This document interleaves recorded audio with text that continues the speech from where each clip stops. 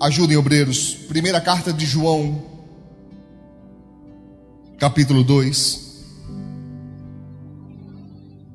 Para quem quiser adiantar, vá para perto de Apocalipse, que fica mais perto de achar.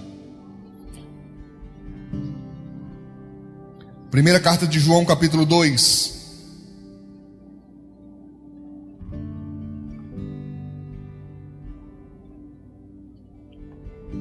Acharam? Capítulo 2, versos 4 e 5. Estou lendo aqui na versão corrigida e fiel de Almeida. O pessoal continua acompanhando aí nas redes sociais? Espero que sim. Diz o texto, 1 João, capítulo 2, verso 4 e 5. Aquele que diz o quê? Vocês acharam, irmãos? 1 João, capítulo 2, versículo 4. Acharam? Aquele que diz, eu conheço. Conheça quem? Jesus. Conhece a Deus. Aquele que diz, eu conheço, e não guarda o quê? Os seus mandamentos, lei. É o quê? É o quê, irmãos? Mentiroso. Isso está claro? Aquele que diz eu conheço, eu tenho intimidade com ele. Não é ouvir falar não, viu? Esse conheço significa aliança. Esse conhece, fala, eu sou discípulo dele, eu ando com ele. Aquele que diz eu conheço e não guarda os mandamentos, os seus mandamentos, diz o texto, é mentiroso, e nele não está a verdade. O que é a verdade, irmãos? A palavra de Deus. Notou isso? A pessoa diz eu sou discípulo, mas a palavra não está dentro. Se a lei tivesse dentro, não vivia no pecado. Sabe por quê? Porque a lei é como um sinal de alerta o tempo todo quando você vai pecar. Só olhar, não diga nada para o seu irmão, só olhe. Só olhe. Você não sabe o que essa pessoa fez na vida, mas eu posso garantir para você, se depois que essa pessoa conheceu a palavra, quando ela vai pecar, ela até peca, mas peca agoniado, peca angustiado, peca e depois fica sentindo mal, se sentindo acusado. E essa acusação chama-se ação do Espírito Santo. É Ele que fica dizendo para você, você pecou. É a Bíblia que diz isso, que essa é a ação do Espírito Santo. Não é a única, porque Ele também é nosso Consolador, mas Ele é que em nós causa esse alerta, que nós pecamos e que tem um juízo para isso. Mas se você continua fazendo e fazendo e fazendo e fazendo, chega uma hora que Ele não entra mais, Ele não fala mais com você, Ele não fala mais comigo, com ninguém que continua na prática deliberada do pecado. E chega um momento que pecar para a pessoa é normal. Está claro? Porque nele não há verdade. Verso 5. Mas qualquer que guarda a sua palavra, guarda aqui não é pegar e botar na gaveta a Bíblia, não. Guarda aqui significa pratica. Aquele que põe em prática, aquele que cumpre, aquele que obedece. Amém? Mas o que guarda a sua palavra, o quê? O amor de Deus está nele. De que maneira? Verdadeiramente aperfeiçoado, maduro. Um amor maduro, aperfeiçoado. Qual a diferença, pastor? É porque no primeiro amor, queridos, nós somos movidos por emoção. Tá? Primeiro amor é muito legal, porque a gente não vê barreiras, a gente não vê distância. No primeiro amor, você escuta uma pregação, você chora. Deus fala com você, você não se contém, você glorifica. Com o passar do tempo, você vai ficando mais, cascudo. Deveria manter o primeiro amor. Por isso que a Bíblia reclama, dizendo, você abandonou seu primeiro amor. Porque nós não deveríamos ser secos e nem fazer da vida com Deus uma rotina chata. Mas quando aqui fala de amor maduro, aperfeiçoado, está dizendo que eu tenho consciência de que o amor não é bonzinho. O amor é amor e acabou-se. Amém? E falando de Deus, Ele é amor, mas Ele também é um justo juiz. E eu sei disso, e eu não me engano. Olha aqui, Ele diz claramente, se eu guardo a palavra, o amor de Deus está verdadeiramente em mim, de maneira aperfeiçoada, irmãos. Nisto conhecemos que estamos nele. Quando o amor dele está dentro de nós, quando a palavra dele está dentro de nós, quando a verdade dele está dentro de nós. Diga graças a Deus. Um pouquinho mais à frente, segunda carta de João, é uma folhinha só.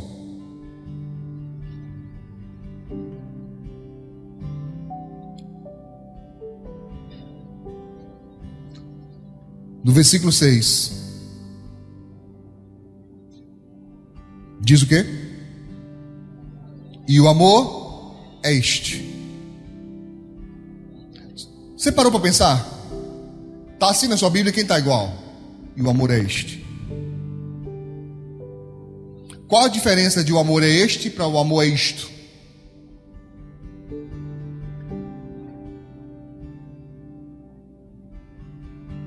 Entenderam a pergunta?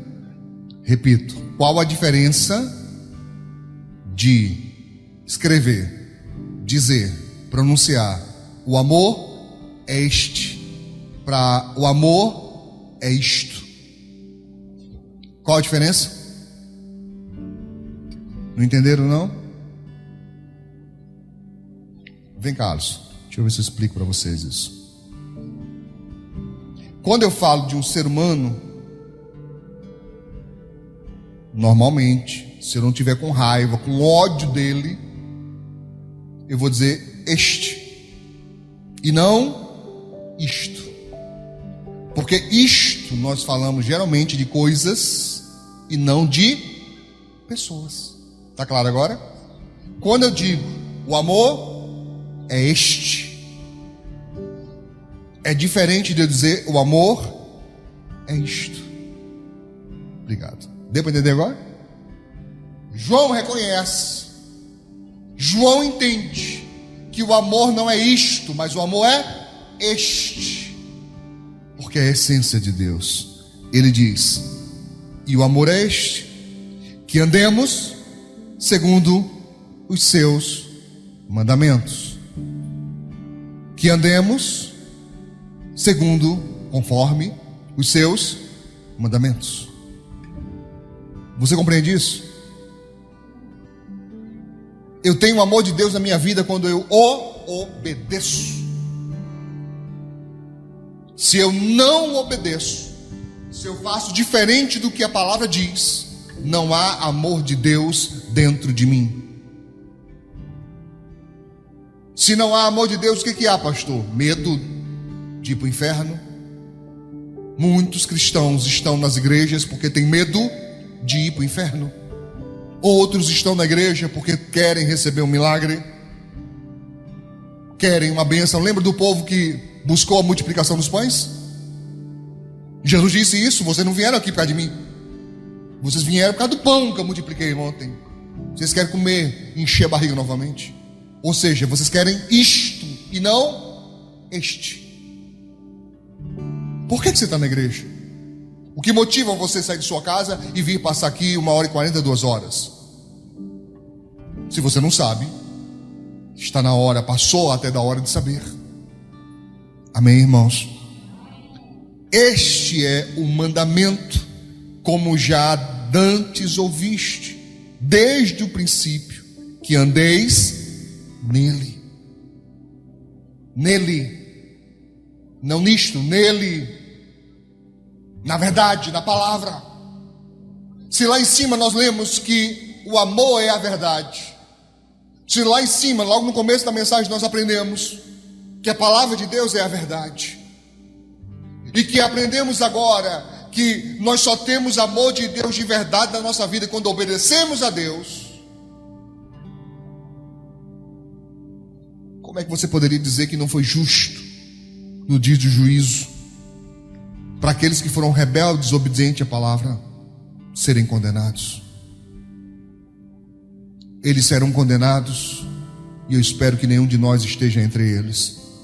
Serão condenados por justiça, porque Deus avisou antes, avisou muito antes.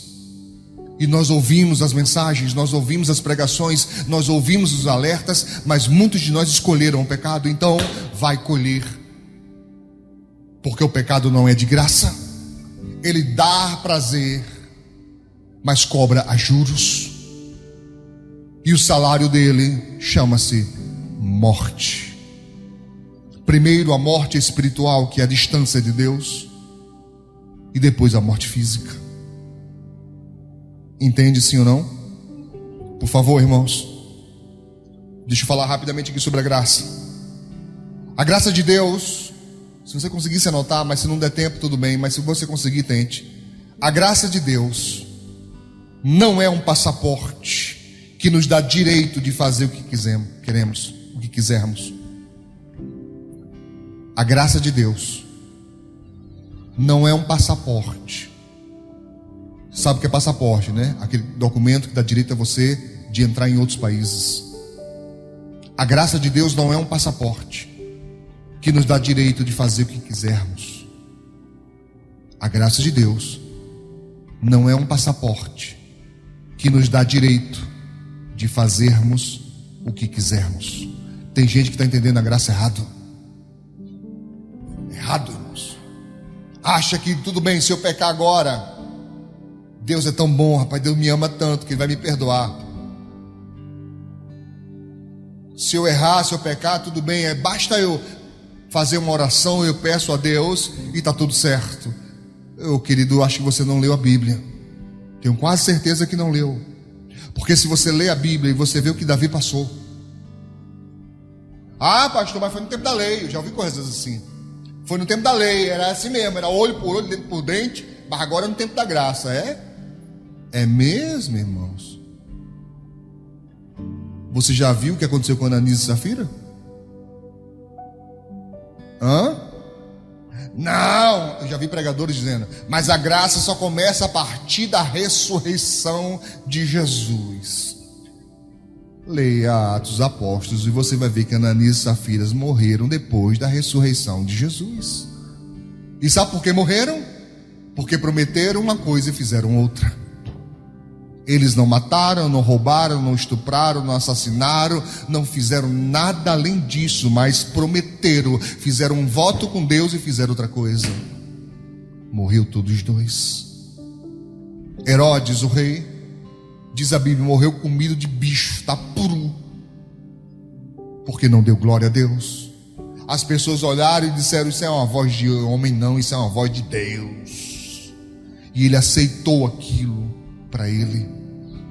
Um dia desse eu falei para o pessoal aqui da altar, altar é serviço, viu, filho? Altar é serviço. E aqui significa apresentar a Deus fogo, incenso. Você não tem ideia do que é pisar aqui em pecado. Leia a sua Bíblia, querido. Ela é a verdade. O sumo sacerdote entrava e a roupa dele era cheia de sinos, sinetes, fala, para que o povo ouvisse. O povo que eu digo são os outros sacerdotes, ouvissem o chacoalhar dos sinetes, para saber que ele estava vivo. Vai entrar no Santo dos Santos, amarra uma corda na cintura do caboclo, porque se ele estiver em pecado ele morre lá mesmo. E se ninguém ouvisse mais os sinos, fazia o quê? Puxava. Aí a turma acha que o altar mudou, que pode continuar fazendo. Um tempo atrás alguém me veio fazer uma denúncia. Não foi nem uma denúncia, eu acho que foi um desabafo de um pastor lá de outra igreja. O pastor estava fazendo coisa errada. Eu falei assim, olha, você tem duas opções. Você pode sair de lá e procurar uma outra igreja para você congregar, já que o pastor lá está fazendo coisa errada. Você pode orar por ele para que ele se converta. Ele não é convertido. Ele se convenceu das coisas de Deus, mas não se converteu. Tá. Ou você simplesmente fica lá calado, sem dizer nada. Mas não fale contra ele. Deixe que Deus trata com ele. O caboclo morreu, irmão. O caboclo morreu. Sabe onde é que ele morreu? Na mesa de um bar.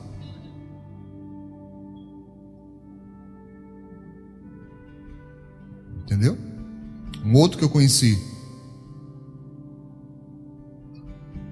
vinha saindo de manhã, volta de 7, 8 da manhã, de um motel. Ele dizia para a esposa que ia para a igreja fazer oração, vigília, e ia para o motel. Acabou com a vida. Deus é justo, Deus é juiz, não se engane com isso, irmão. Amém? Você está entendendo, sim ou não? Diz aqui o texto. Eu li não, né? Romanos capítulo 12.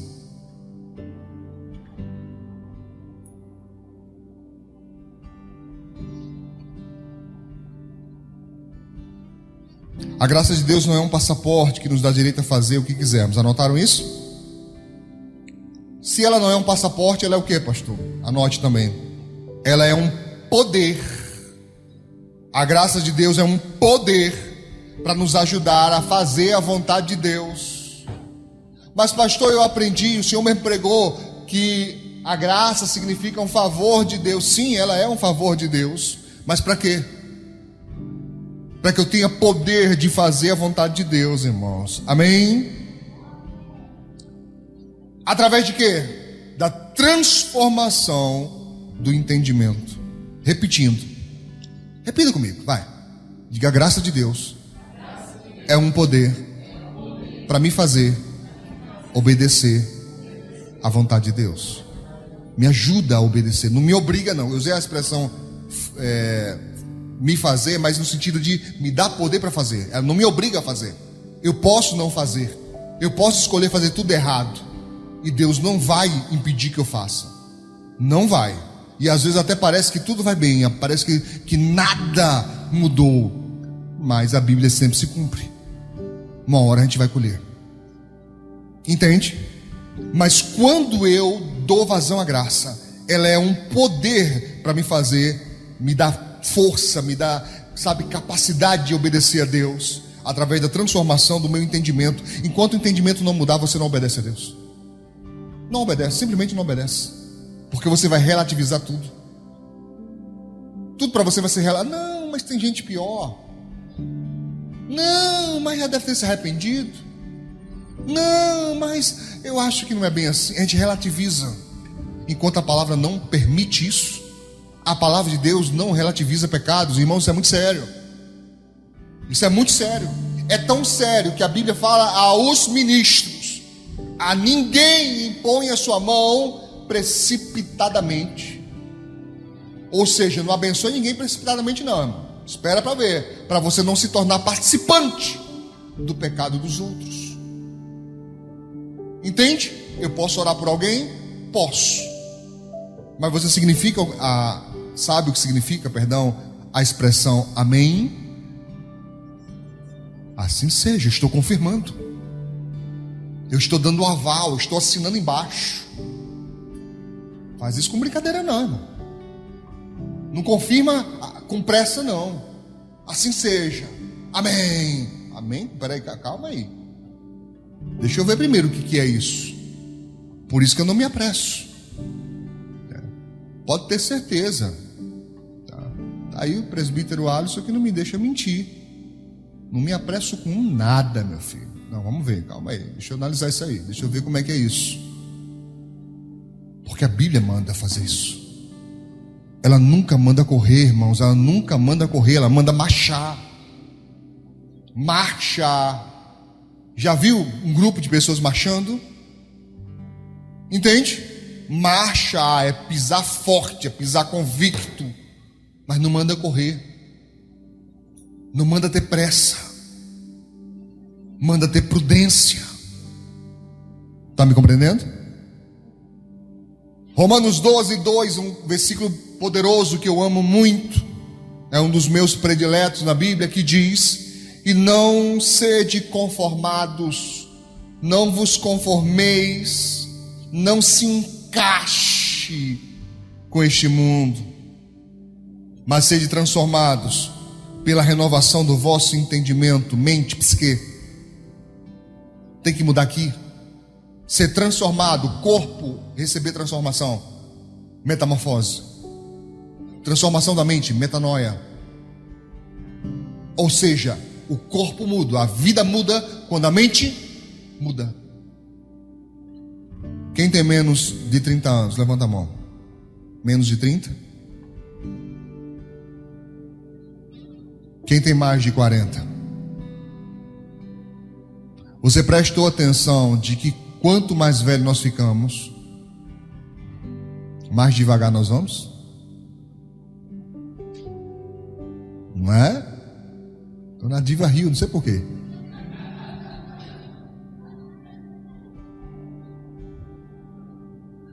Tem uma poesia, uma música na verdade, que eu fiz um trabalho na academia, na faculdade, que de certa maneira me marcou.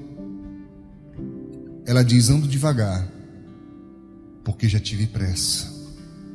Levo esse sorriso porque eu já chorei demais. E essa expressão, ando devagar porque eu já tive pressa, isso me marcou. Eu disse: é verdade. Quando você é novo, é tudo apressado, é tudo agoniado, né? Vai chegando uma época da sua vida que você quer paz, irmão. Você quer paz. Eu estou falando da maioria, tem a minoria que é agoniada até morrer. Não tem jeito. Nasceu no 220 e vai morrer assim, não tem jeito não. Qualquer trabalho que você dá, a pessoa ligeirinha, perreada para tudo que é canto. Mas a maioria de nós, não.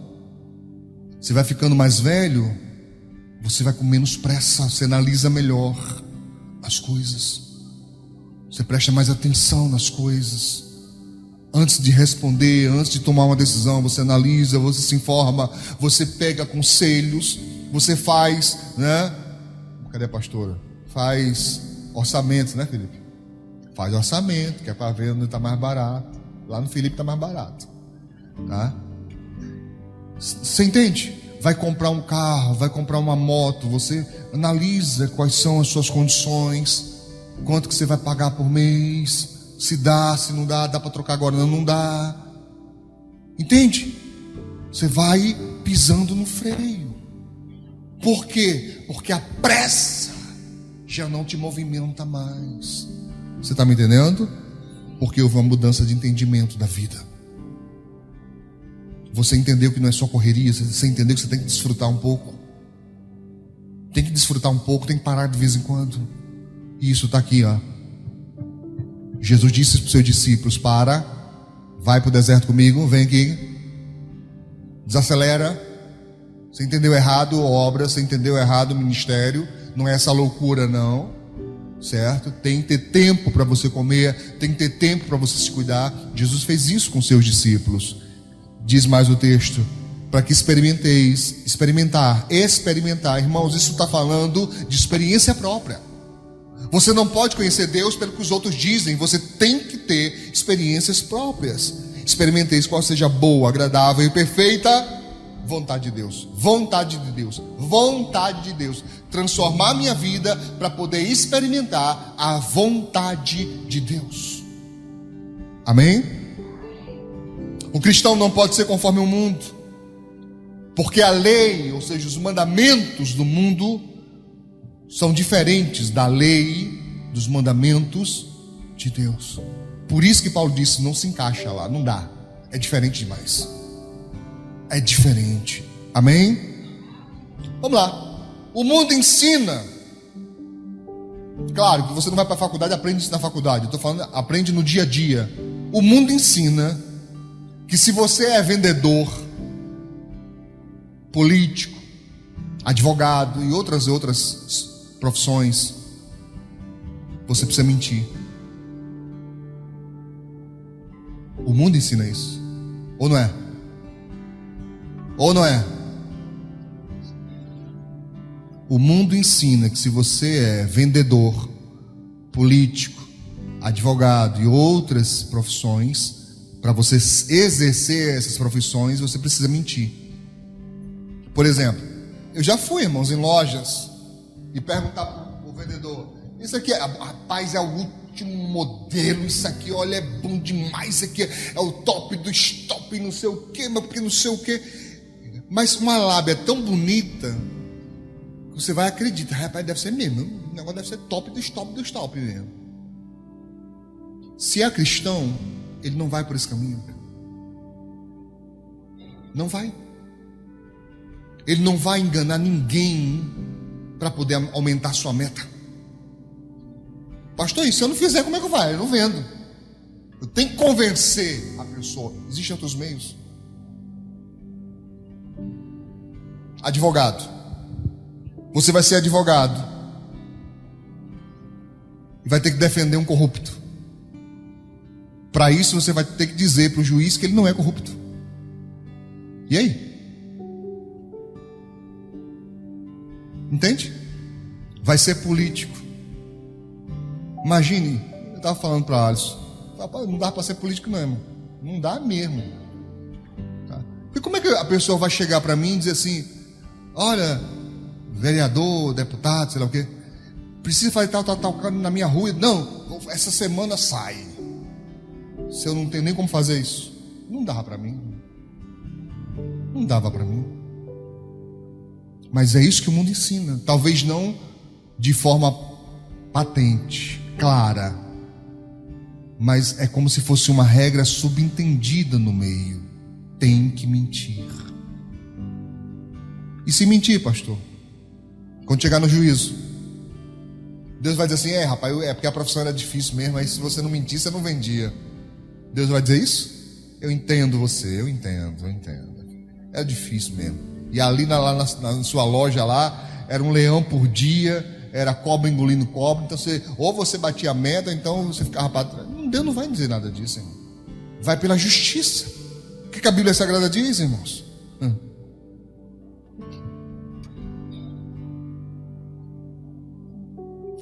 1 João, volta aí.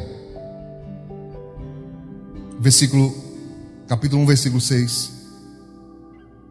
Estou encerrando já, irmãos. Capítulo 1, versículo 6 diz: se dissermos que temos comunhão com Ele e andarmos em trevas, nessas coisas erradas, o quê? Mentimos e não praticamos a verdade. Se dissermos que andamos com Ele, mas andamos nas trevas, estamos mentindo e não praticamos a verdade. Qual é a consequência disso? Último texto, todos abram por favor, Apocalipse 22:15. Apocalipse é o último texto, 22:15. Apocalipse 22:15. Eu queria que você achasse.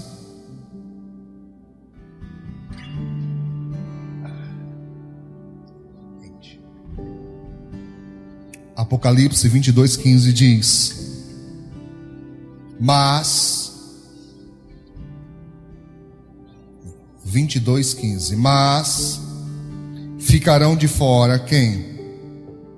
Os cães. Aqui não é cachorro não, viu? Cão é uma designação pejorativa usada para aqueles que não tinham aliança com Deus. Incircuncisos, né? Cães. Ou seja, quem não tem aliança com Deus, quem não faz a vontade de Deus, ficarão de fora. De fora da onde? Da salvação. De fora da onde? Do reino de Deus, da salvação. Ficarão de fora os cães, quem mais? Os feiticeiros, quem mais? Os que prostituem, quem mais? Os homicidas, quem mais? Os idólatras, quem mais?